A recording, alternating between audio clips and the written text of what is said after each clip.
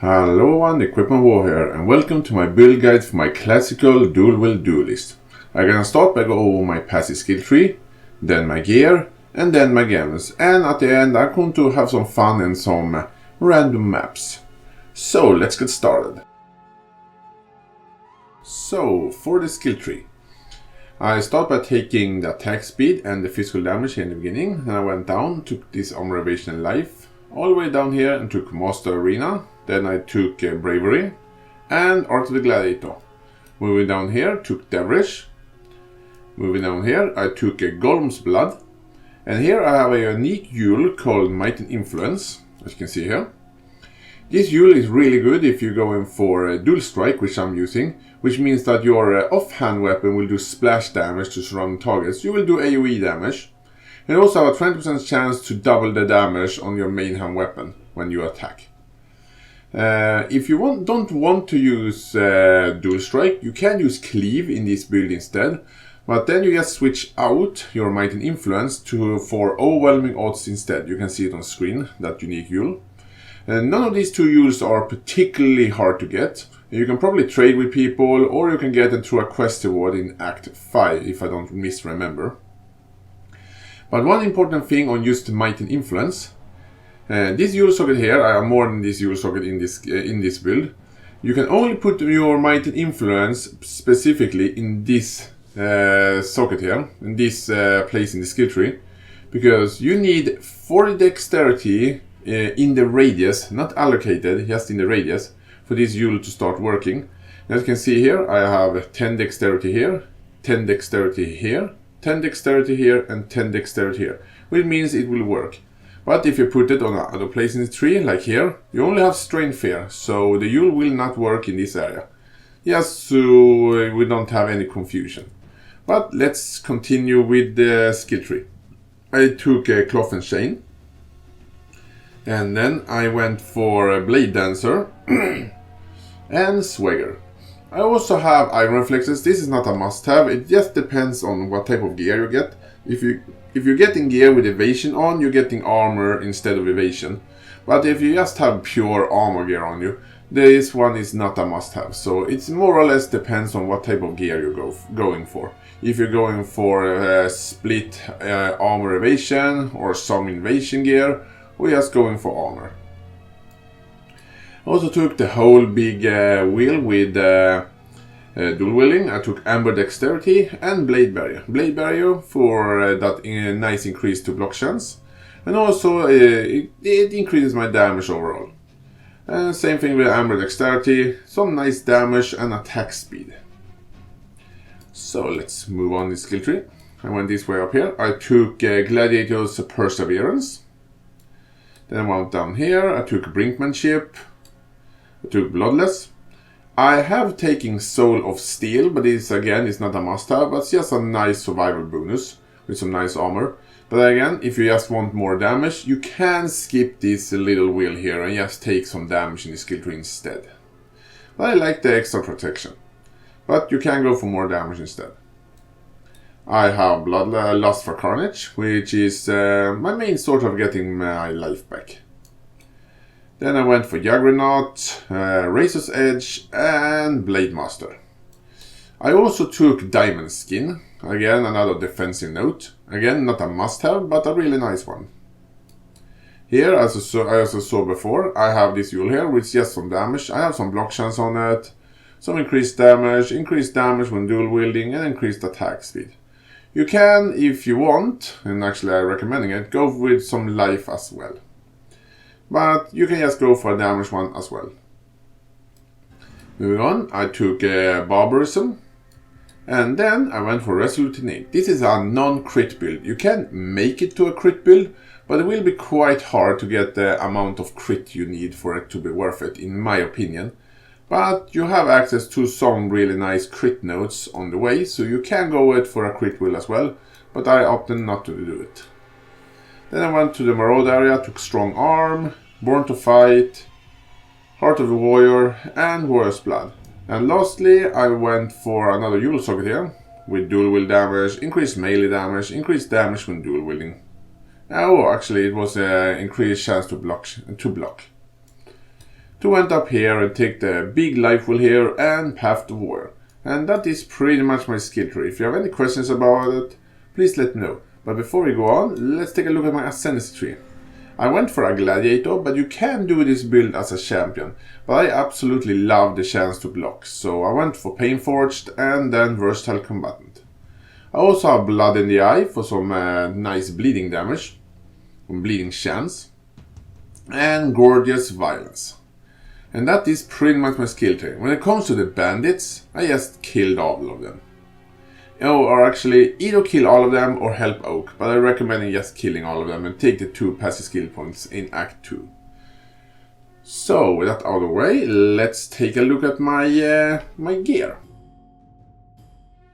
So, let's talk about items and equipments. And let's start with the most fun thing, which is of course your weapons.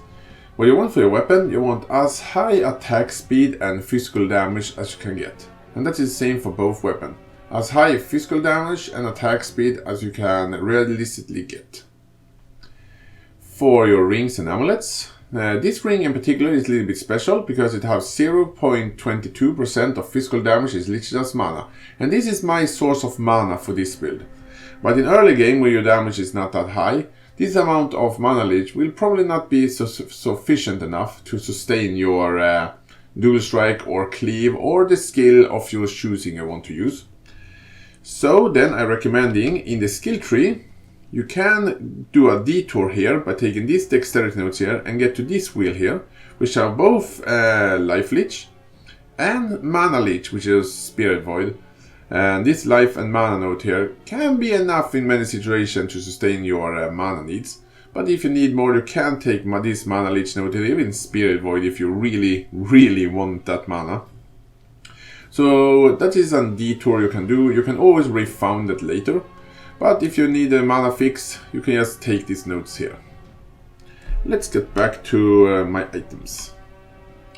Other than that, I have life and resistance on my rings, because you always want to max out your resistance. That's very important. I also have some stats on this one, like intelligence, which you need for some of your skill games. We are going to talk about later. Same thing with my other ring. They have life, some resistance, and also some flat physical damage, which is really nice to have. And if you can and can afford it, try to get both flat physical damage and attack speed. And the best rings you can use are the steel ring base type, because it have a good amount of flat physical damage on it. And same thing with amulet, resistance, life, and they also have some flat physical damage, increased melee damage, and melee strike radius. This in particular one, which is not a must-have, but, well, it's a quite good one. And moving on to my helmet, just life and the resistance you need, and as good armor or armor evasion, or even pure evasion if you really gonna get an item like that. But be aware, if you're going for pure evasion one, it's quite hard to roll. Actually, it's really hard to roll like 4 red sockets on a pure evasion helmet. Or in pure evasion in general. Just keep that in mind. Here we come to one of my 2 unique items in this build, which is Belly of the Beast. This is not a must-have armor. It's a quite expensive armor as a 6-link one, the Belly of the Beast. You can just go for a rare armor, which have good armor, good life, and the resistance you might need. In my opinion, Belly of the Beast is the best armor for this build because the massive amount of increased maximum life. But you can go for a rare one instead, if you can't afford it. For my gloves, again, life and resistance. And also some flat physical damage. You can get attack speed as well on a pair of gloves. And the best base pair of gloves you can get is probably the spiked glove, because they have increased melee damage as default. It's not a must-have, but it's a nice damage boost. For your belt, you gotta go for a belt which have high life and high resistance. You can get armor on a belt as well, which is quite nice. But a rustic stash base type, the one I have right here, also increases my global physical damage, which is really nice in a physical damage build, of course. But again, life and resistance is prio 1 on your belt as well. For your boots, you need life and the resistance you might need. Also, you can get some movement speed on it as well, which is really helpful by navigating maps. You can use whirling blades to just supplement for not having movement speed, but I prefer having movement speed as well on my boots. But every time you're going for movement speed on boots, the price is going up a little bit. For my flasks, I'm using this flask here, which is removing bleeding. That is the main reason why I'm using this flask here. Also have increased recovery rate, which is quite nice. I have another one here that removes corrupted blood because it can be really dangerous. It also have the same stat as the one before. They're pretty more or less just a mirror of each other. Then I have my second unique item in this build, which is Lion's Roar. It's a melee flask that causes enemies to flee, but more importantly, it gives you more melee damage when doing the flask effect, which is really nice damage boost. I'm using this flask here, which is just a defensive flask. Correct consecrated ground, increase my damage with 40%. Also do some additional, give me some additional resistance. Another here, another remove bleed effect flask, which gives me some protection against physical damage, which is really good. And that is pretty much my gear. If you have any questions about my gear, feel free to let me know. So let's talk about skill gems. I can start with my main damage skill, which in this case are Dual Strike. And a good alternative to Dual Strike is to use Cleave. And they are supported by Brutality, Fortify, Melee Physical Damage, Maim Support, and Rage. I also have a cost on damage taken setup, which is a level 1 cost on damage taken, which supports a Vortex and a Creeping Frost. And they are also supported by an increased duration. I'm using these two skills here, just to slow down enemy if they damage me. Just keep one important thing in mind. I'm going to have a link in the description to where you can find a video where I explain how cost on damage taken works. But here's the short version. The level of the gems your cost on damage taken supports, like for example now Vortex, the level requirement of this skill for not exceed the level requirement of your cost on damage taken. Again, I have a link in the description if you want a more detailed explanation. I'm using two movement skill, which is Whirling Blades and Leap Slam, and they are both supported by faster attacks. You can also support them by using Life Tap, one of the newer gems, which means you're using your life instead of your mana. I'm using two counter attacks, because why not, which is Riposte and Vengeance. And Riposte are supported by melee physical damage and chance to bleed. And my Vengeance are supported by melee physical damage, life leech, and some life gain on hit. They're doing quite a bit of damage to enemies around you, and they are quite fun to just standing completely still and when you block something just instantly die. Most enemy anyway. For my auras and buffs, I'm using a Pride, which is, in my opinion, pretty much a must-have in a physical damage build, because enemies around you take more and more physical damage when they stand in the aura. I'm also using Herald of Purity, a really good buff to you. Using Blood and Sand, I can just switch a stance between doing more AoE damage but less area effect, or doing more area effect by less area damage. And I'm also using a Blood Rage to get some extra attack speed and some life leech. A pretty nice duel.